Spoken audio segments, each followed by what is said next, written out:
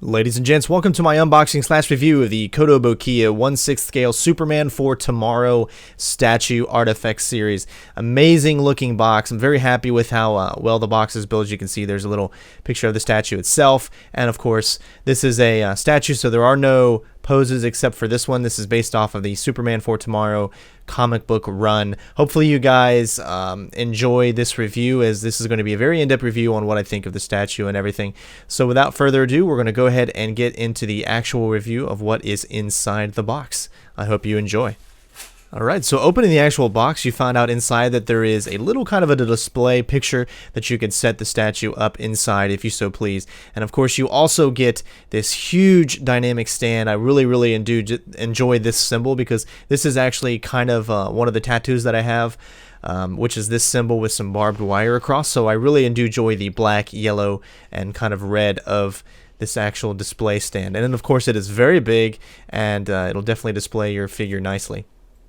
So starting with the statue itself, amazing detail in the muscularization of Superman himself. Again, this is from the story arc from 2004 to 2005. I believe it was 12 issues, Superman for Tomorrow by Brian Azzarello. It's a very good series. I definitely would like you guys to go check it out. It is kind of obviously a new take on Superman and kind of what happens in the world.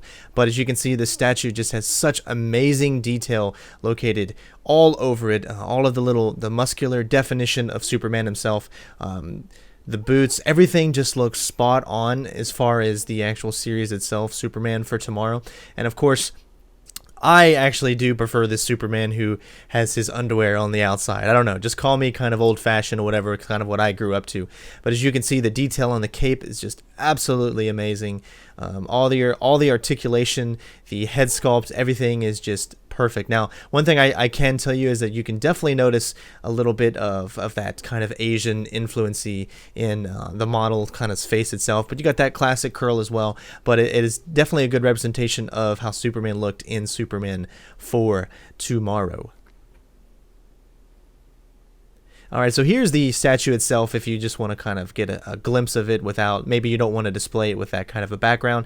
As you can see, as we turn it around here, the cape, the shadow detail in the cape itself is just really amazing. Of course, this is a statue, and unlike the Kotobukiya Superman Man of Steel statue, this is not one of those capes that you can actually mold and do what you want. This is a PVC statue, pre-painted and everything like that, so everything is pretty much stationary. But as you get a good look around it, the cape is one thing that just really impresses me. All the little detail, of course, I really do prefer having the Superman shield, the S shield on the very back, and located exactly where it is. Kind of reminds me of the more Christopher Reeve kind of Superman, and I really do like that. Of course, they don't have it in the new Man of Steel, but obviously there's new versions and different takes on the Superman costume and whatnot.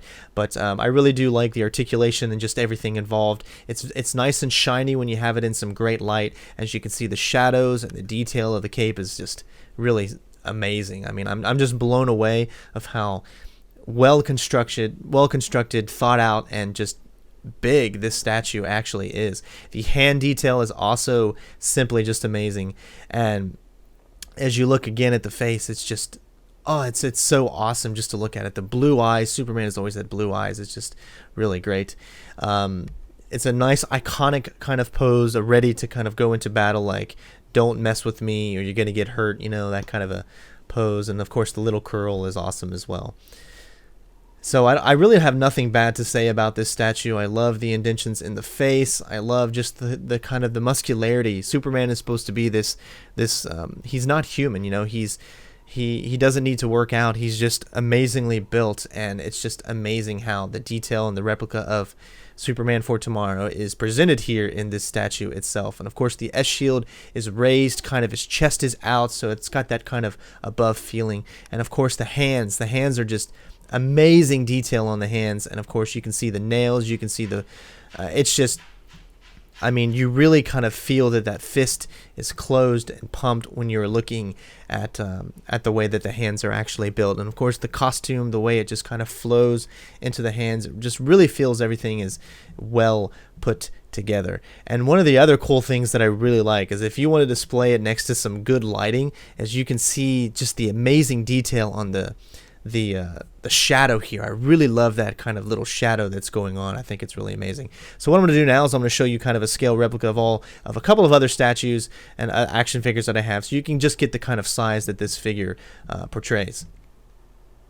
Alright, so as you can see here, we have just the regular Superman Doomsday Death of Superman Man of Steel 6-inch figure. So this is 6-inch right here. And then next to it, we've got the Kotobukiya ArtFX Justice League version New 52 Superman, which is a 1/10 scale statue. And then, of course, we have the Kotobukiya ArtFX Man of Steel 1/6 version. He's a little bit more hunkered down, so he's not as tall, obviously. And then we have the massive, which just triumphs all of them. It's just, I mean, of course, if the Man of Steel version, if he would be standing straight up like this, he would be around the same height. But you can just see the detail, I mean, just how big the figure is itself as opposed to all the other ones that are surrounding it. And of course, you can see that the cape is, you know, it doesn't move, it doesn't function like the Kotobukiya ArtFX Man of Steel version of the cape, but you can just kind of see that all these figures in a line as they just kind of descend straight up. It's got a nice size to it, and of course, if you wanted to do another size comparison, you can take the NECA 18-inch statue, which really doesn't even, I mean, compare as far as size-wise.